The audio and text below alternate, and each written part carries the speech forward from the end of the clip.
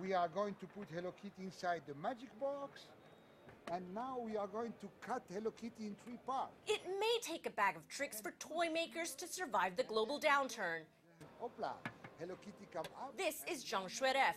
He launched the Hello Kitty magic toy company last year. We decided to create this company based on the fact that we lost a lot of turnover in the other company. We said, what we have to do?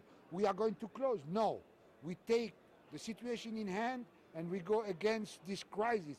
Global toy makers roll out their latest trinkets at the world's second largest toy fair in Hong Kong this week, doing their best to pass on a 5 to 10% rise in costs. The yuan is rising, labor costs are rising, but the U.S. and European markets are slumping. Tough times for manufacturers, but toy makers are hoping that consumers on a budget keep buying as a cheaper alternative to taking the kids out. The toy industry is like lipstick. It's generally seen as recession-proof, but it's still not clear how China's toy makers will weather the year ahead. Today, China unveiled December export data, which showed it grew 13.4% on year. That's the slowest pace in over 2 years. And economists are expecting a tough 2012 spring for China exports.